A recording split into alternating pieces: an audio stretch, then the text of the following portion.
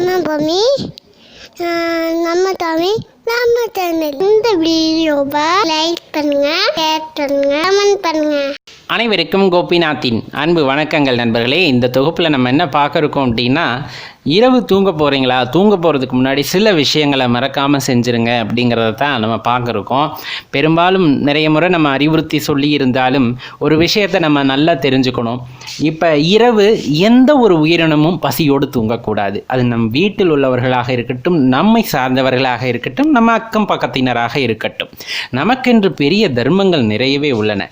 அதன் அடிப்படையில் நாம் செய்ய வேண்டிய முதல் காரியம் அப்படின்னு பார்த்தோன்னா, இப்போ நம்ம இரவு நேரத்தில் உணவு அருந்துறோம் அப்படிங்கும் போது நம்ம உணவு அருந்திய பின்பு ஒரு கைப்பிடி அளவு சாப்பாடோ அல்லது வீட்டில் இட்லி தோசை இந்த மாதிரி தான் நீங்கள் செய்கிறீங்க அப்படின்னாலும் சரி, கொஞ்சம் அடிஷ்னலாக கொஞ்சம் தேவைக்கு அதிகமாக ஒரு இட்லியோ 2 இட்லியோ வந்துட்டு அதிகமாக செஞ்சு வீட்டுக்கு வெளியே, காம்பவுண்டுக்கு வெளியே கொண்டு போய் ஒரு இலையை போட்டு அதை வச்சுருங்க. பக்கத்தில் தண்ணீர் வச்சுருங்க. இது ரொம்ப முக்கியமான ஒரு தர்மம் அப்படின்னு குறிப்பிட்டு சொல்லப்படுகிறது.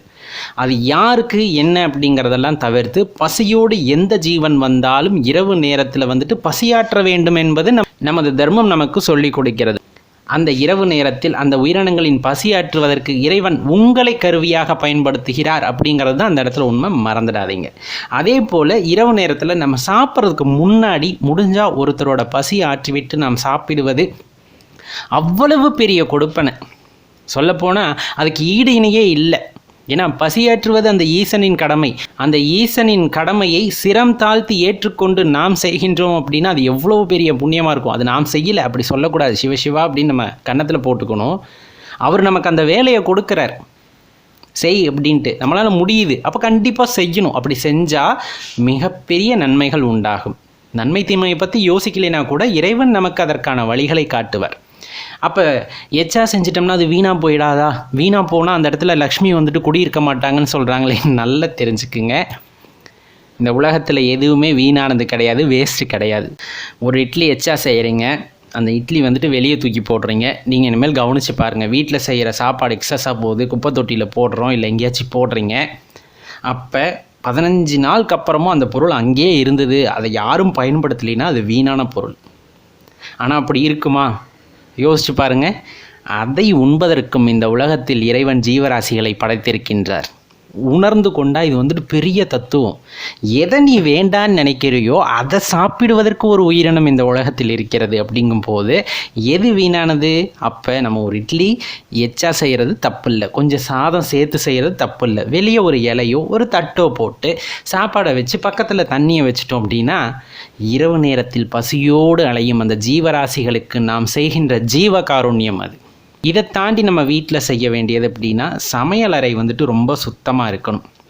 காலையில் எந்திரிச்சு கழுவிக்கலாம், காலையில் சுத்தப்படுத்திக்கலாம் அப்படிங்கிற அந்த எண்ணத்தோடு போகக்கூடாது. இரவு நேரங்கள்லேயே எல்லாத்தையும் சுத்தப்படுத்தி வைத்து விடுவது மிகவும் அவசியம் அப்படிங்கிறத ஞாபகம் வச்சுக்கோங்க. ஏன்னா அசுத்தமான இடம் அப்படிங்கிறது நிறைய வைரஸ் பாக்டீரியா தொற்று ஏற்படுத்தும்.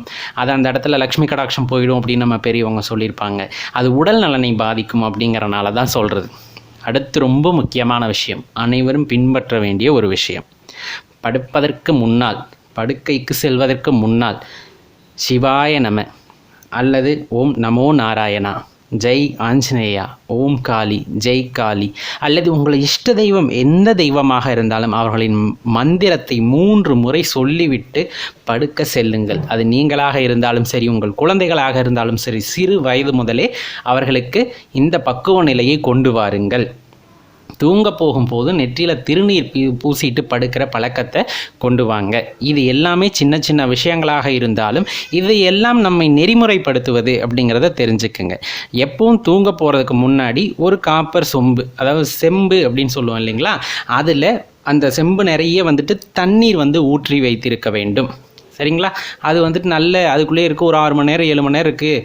இரவாக இருந்தாலும் எடுத்து குடிக்கிறோம் அப்படின்னா அது உடலுக்கு நல்ல ஒரு ஆற்றலை கொடுக்க வல்லது. அப்போ தண்ணீர் இல்லாமல் தூங்க போகக்கூடாது.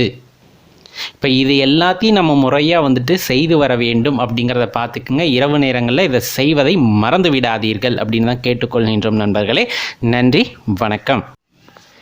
நம்ம சேனலோட முந்தைய பதிவுகளை பார்க்குறதுக்கு கீழே வீடியோ டிஸ்கிரிப்ஷனில் அதற்கான லிங்க் எல்லாம் கொடுத்துருக்கோம், போய் பார்த்து மகிழுங்கள்.